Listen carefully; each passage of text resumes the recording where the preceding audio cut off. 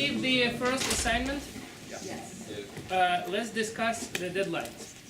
So when would you like to return it? So my original idea was in a week, but I'm prepared to wait longer. So, so what about the 28th? So you will not suffer too much if it is 28th. Okay, so then the way to do it. Another idea was that your TAs would collect the homework, but you have this in different days, so this is bad. Then you just bring it here. All homeworks, all papers should be brought here on the 28th. So I'll announce it on the web as well, of course, but yeah. What else? Again, for those who didn't hear it last time, in Danish I accept only printed version, so it should be a TeX file or PDF file. In English I accept handwritten version as well. So good luck with that. Any questions about homework?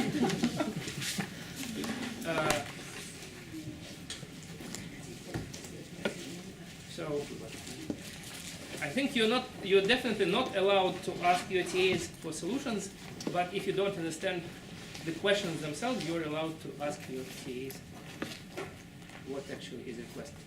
But I think that the questions are clear. I didn't invent them. I took them from a book, actually from two books. Great. Now let's start. Yeah. I was wondering if we're allowed to use all of the results in the first 4 chapters of the book, because some of them we haven't proven. Like the general formulation of the Cauchy integral theorem, for instance. You can use that. Okay. That for sure. This is the part which is God given. So there are results which I ignored on my own will. Not many, but some for sure. But there are results which were considered too cumbersome to discuss in detail by the author of the book, and this is a different story. Great. So we are moving slowly along chapter number 4. So this is consequences of and applications of Cauchy theorem.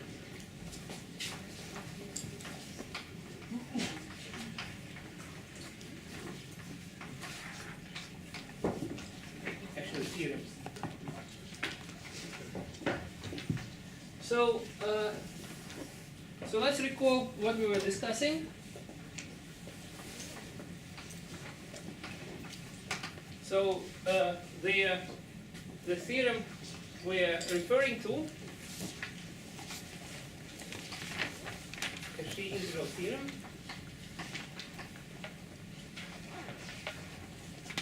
basically says that given G simply connected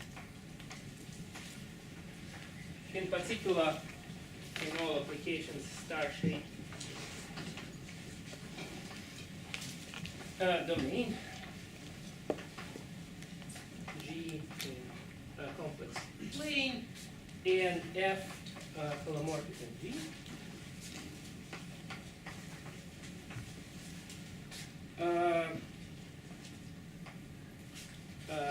Then for every closed path,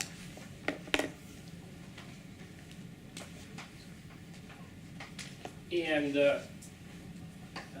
it's enough to consider staircase path, integral over gamma of f is 0, and actually we'll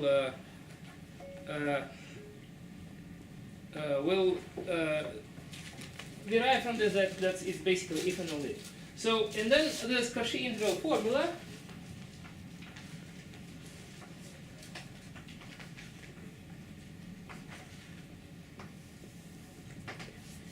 which says that if f is a holomorphic function,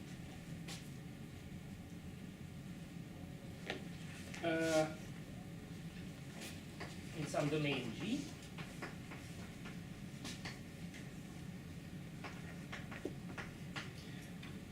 then if we have some disk which together with its boundary sits inside the domain, then the integral over the circle, the boundary of the disk,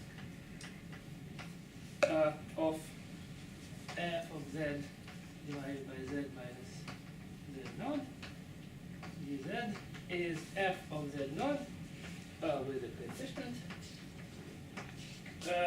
where z naught is any point inside the disk. So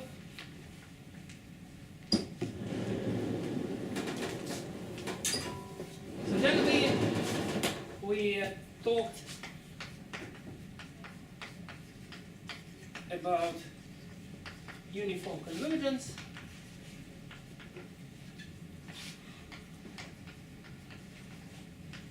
In particular, proved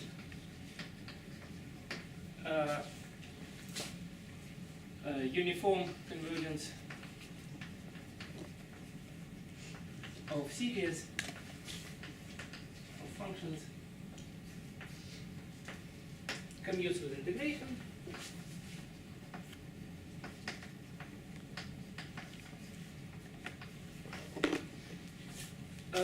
And using this, at the previous lecture,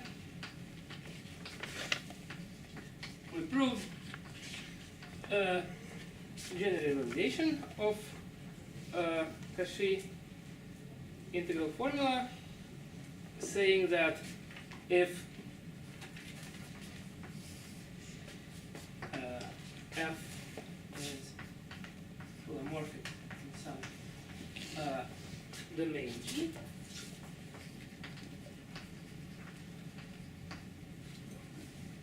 then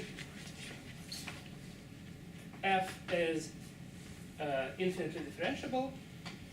Again, maybe I'll say it recursively. F prime is also holomorphic in G, and again for any disk completely contained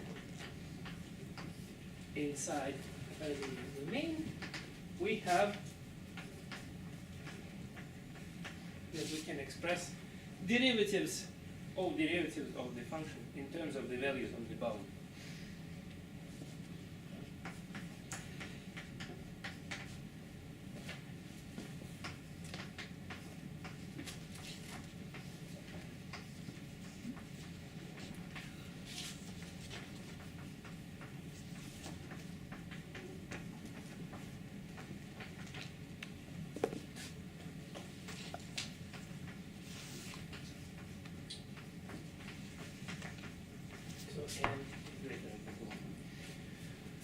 Okay, so this was the main result of yesterday or Tuesday lecture.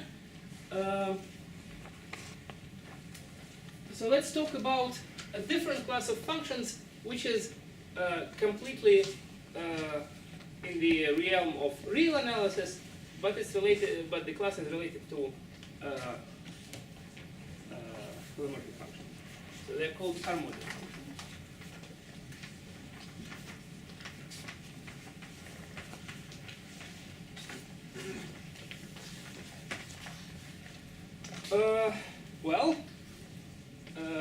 So as a motivation,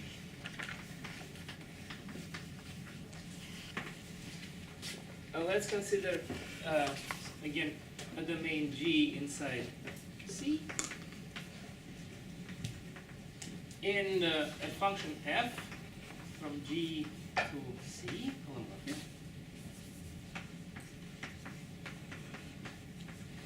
Well, write it in real coordinates. F of x plus I y is u plus iv, as usual.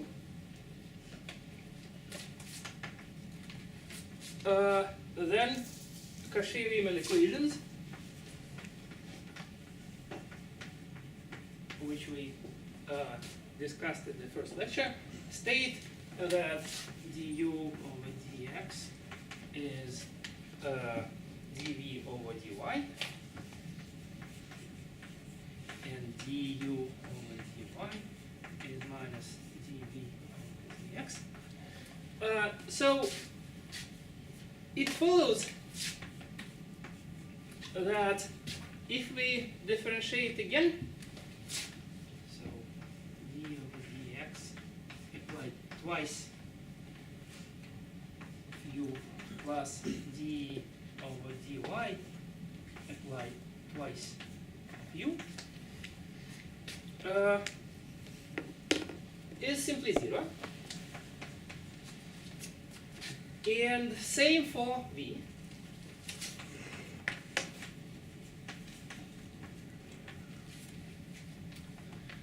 So, I mean, you just differentiate again these equations and you get this.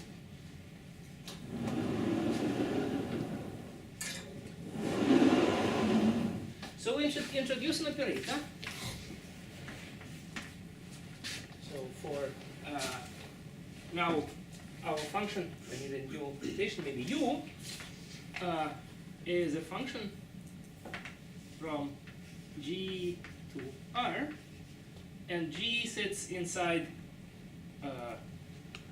c, which is the same as r squared. So it's a real valued function in two variables. We introduce a Laplace operator.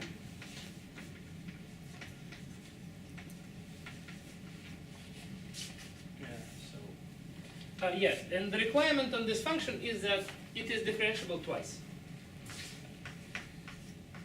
in real sense. So all partial derivatives up to the second exist. So Laplace operator delta, there are too many triangles in the last few lectures, but this is just delta, so pronounced as delta. Delta u is, I wrote it already, second derivative in x plus second derivative in y.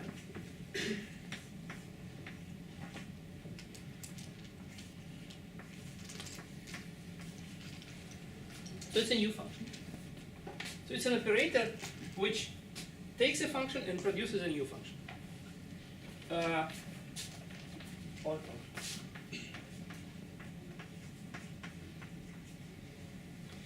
And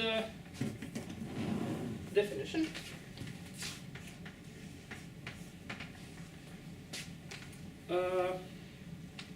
U is harmonic.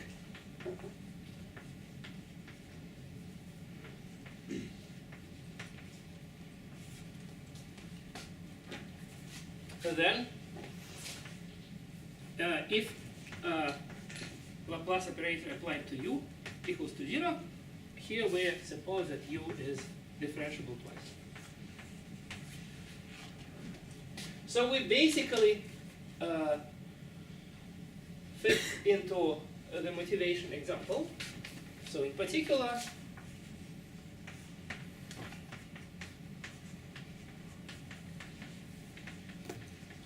if f is harmonic, is holomorphic in G, complex value,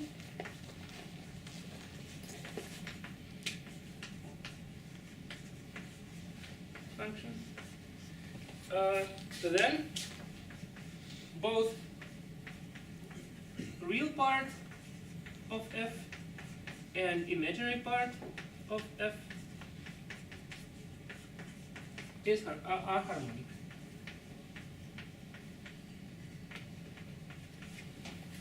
So it's an important class of functions.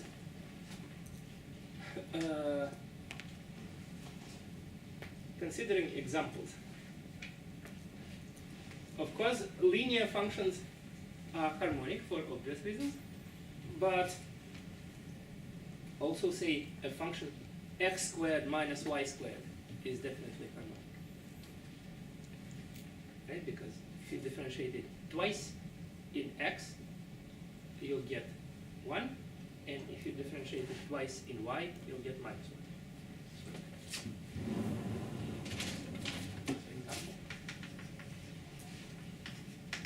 I mean, there's plenty of examples coming from this remark, but example is x squared minus y squared. If you differentiate it twice in x, minus, add differentiate the second derivative in y, you'll get 0. Okay, so we saw one source of harmonic functions, but it turns out that you can say about it if and only if.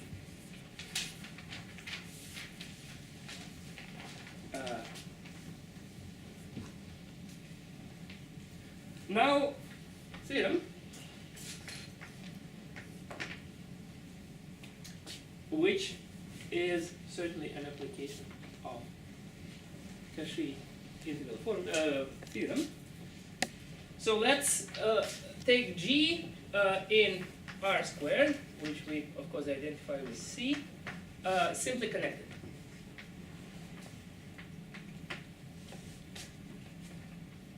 So it rings the bell. We'll be applying Cauchy integral theorem in the generality we didn't even prove, but it's okay.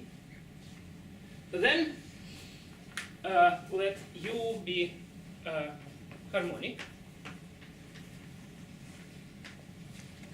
function. So U goes from G to R. Then the inverse of our remark is true, namely there exists F, which is holomorphic in G.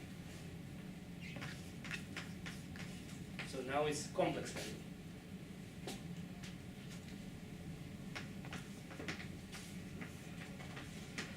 Such that U is the real part of F. So harmonic functions are real parts of holomorphic functions. It's another definition. Well, proof.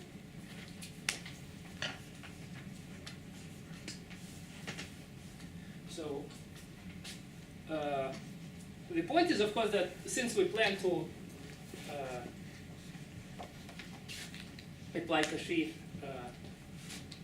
integral theorem, we'll be doing it with complex functions.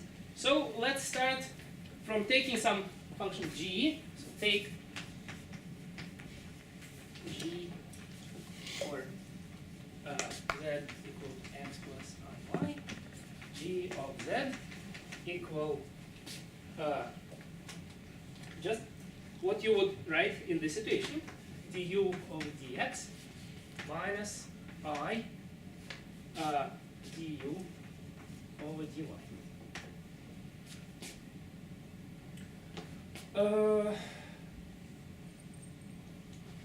Of z. This is allowed because u is differentiable twice, so these formulas make sense. So remark, u is differentiable twice, so g makes sense.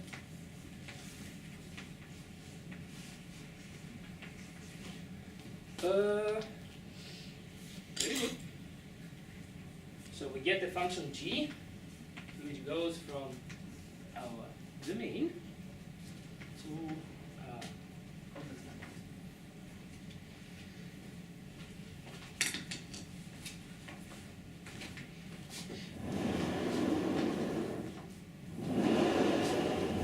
Now I claim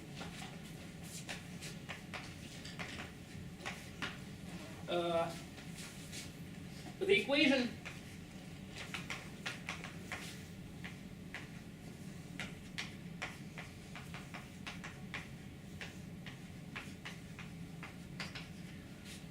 implies that G is holomorphic. G satisfies Cauchy-Riemann equations.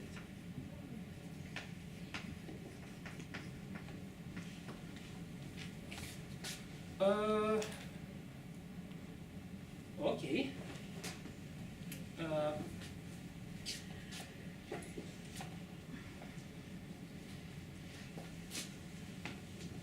So, for it's a calculation. I'll make part of it. So, part of calculation.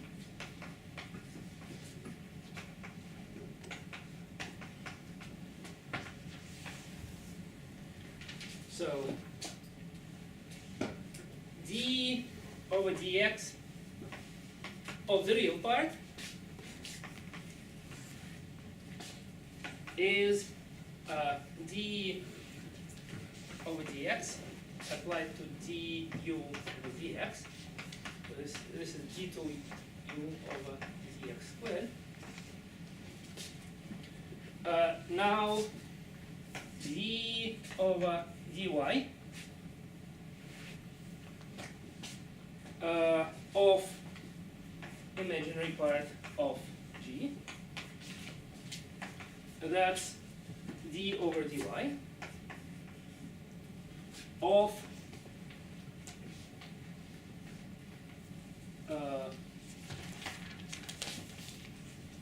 minus du over dy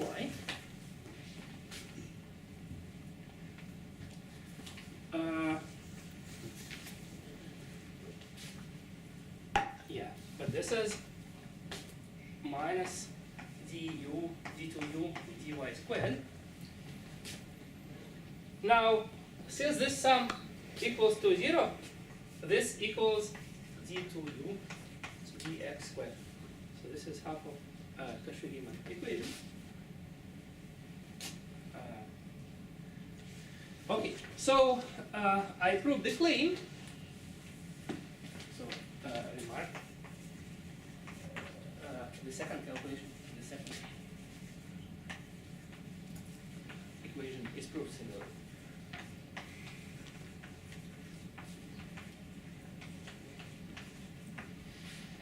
So that's where we return to complex analysis.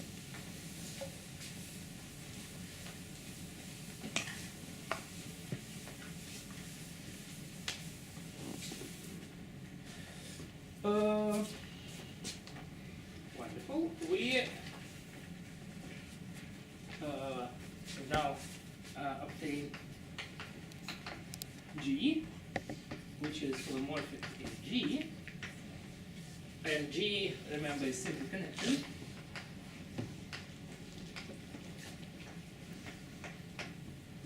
Then, by Cauchy integral theorem and its corollary, there exists H, function in the domain, holomorphic, with H prime equal to G. We're almost done, so temptation.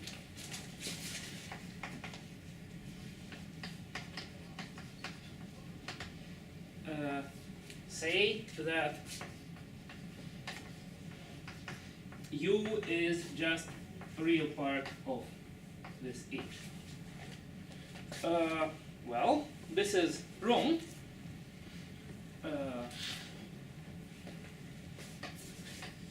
This is wrong.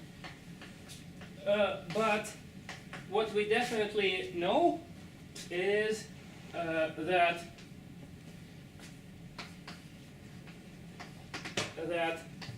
partial derivatives, let's say. So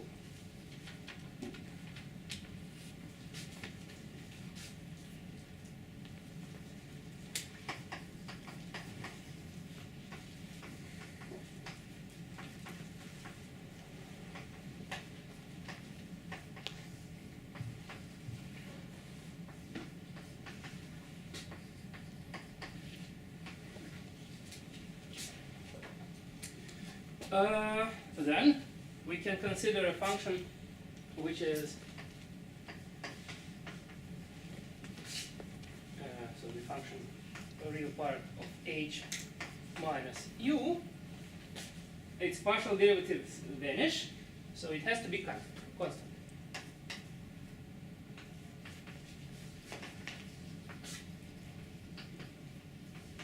Well, take this constant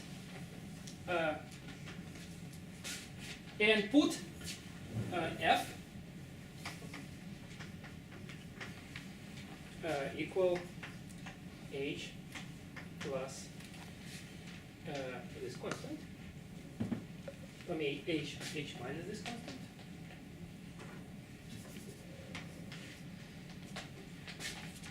Then by the way, this constant is real. So then, of course, real part of f is real part of h minus constant is u. Okay. So as you saw, the proof in view of Cauchy integral theorem was very easy, and we did use the assumptions so that the domain was simply connected.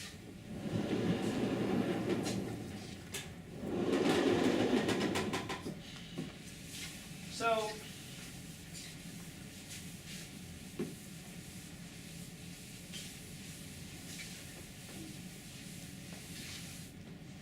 before we finish with this topic, let me make a remark. So a priori, the function I considered u was just differentiable twice, and of course harmonic. But every holomorphic function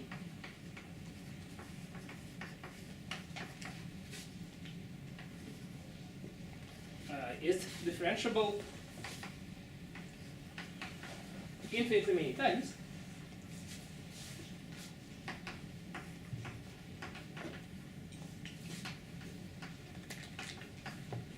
in complex sense, but then in real sense as well.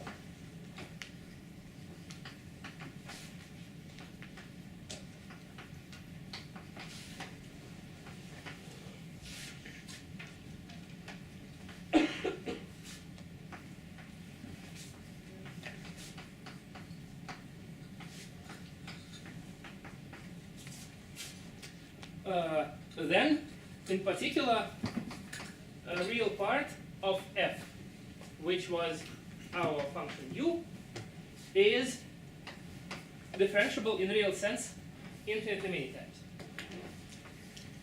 So it's actually quite a strong consequence. So we started from a function for which we knew its class and then equations it satisfied, but it turned out that since it satisfies these equations, it's actually differentiable infinitely many times. Okay, maybe that's all I wanted to say about about harmonic functions.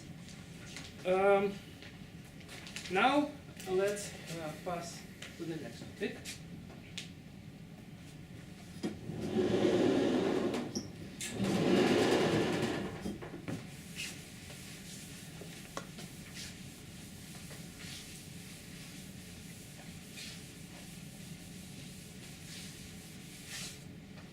So basically, the goal now is the following. So we studied already how uniform convergence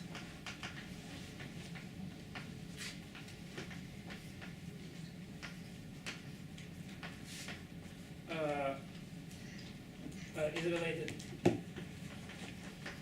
to integration. So in particular, what we used, how to relate integral over gamma of sum of some functions versus sum of integrals. But now we will study the same for differentiation. So we want to compare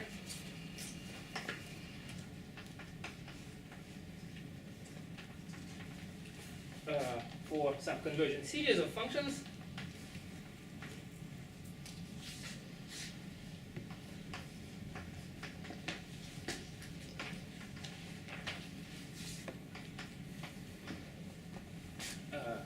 converging series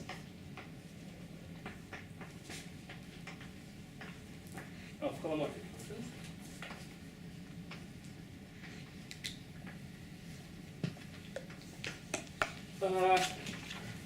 So want to compare sum of derivatives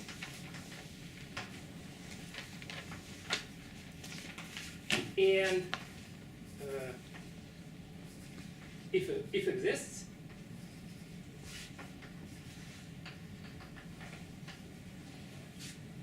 the derivative of the sum. So for this we develop a theory. It's not a big one. We'll need remark.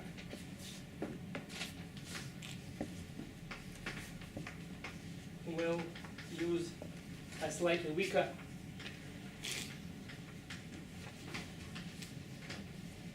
form of convergence, of uniform convergence.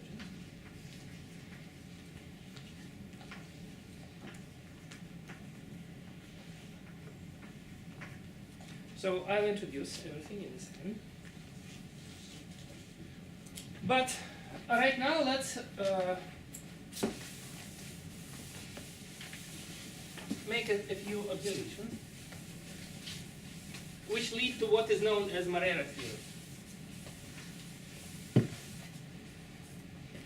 So it's called a theorem in the book, but I think it doesn't deserve one. So we have a function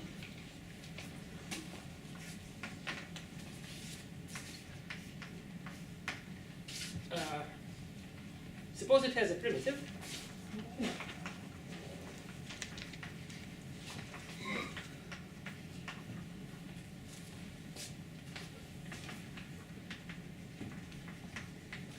So primitives are about integration. Then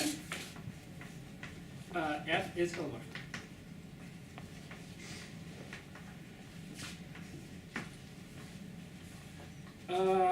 So remark, even though at our level this is like absolutely easy statement, this will be completely wrong.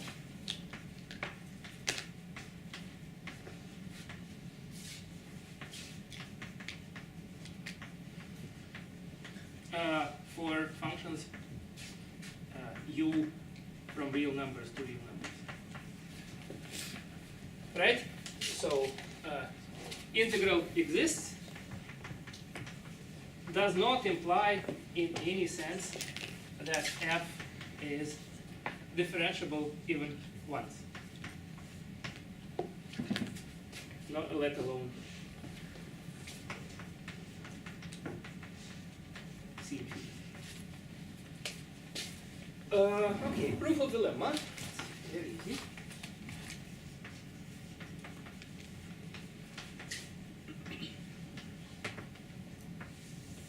So, by assumption, f has a primitive in G means that there exists capital F, which is holomorphic in G. F prime equals to F. But we know by our consequences of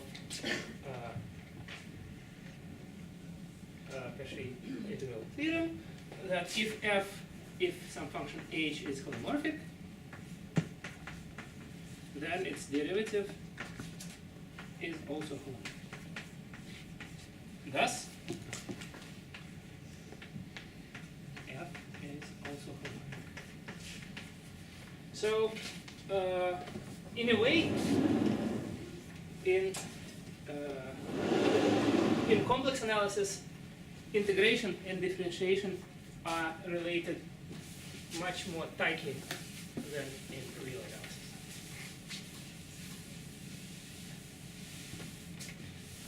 Okay, so now comes this theorem. Suppose we have a function, again, in the domain continuous.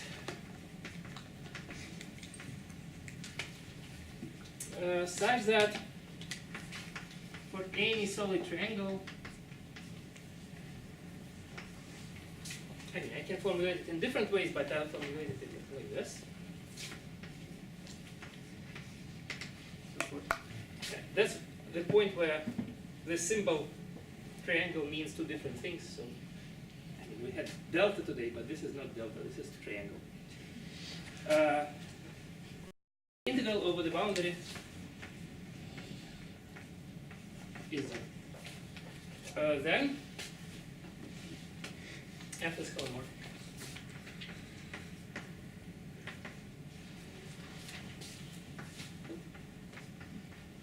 In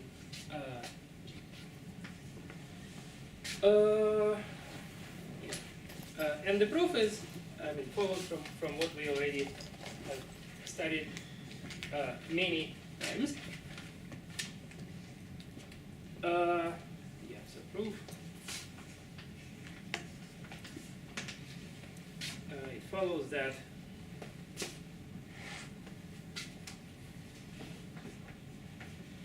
integral of f over any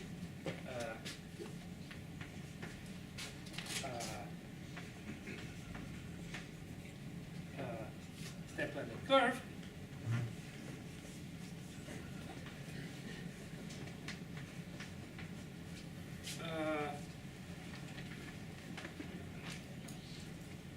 is 0.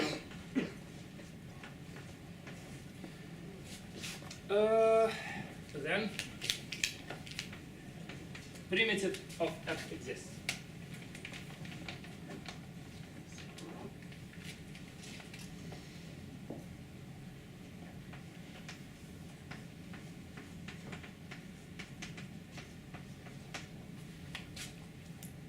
Well, but then we know that again, holomorphic function can be differentiated many times. So use the left.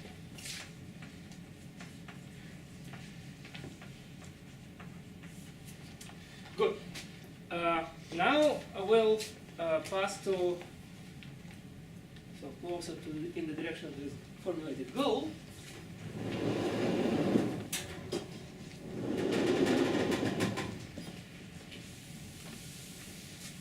And let's start by modifying, so weakening the definition of uniform convergence.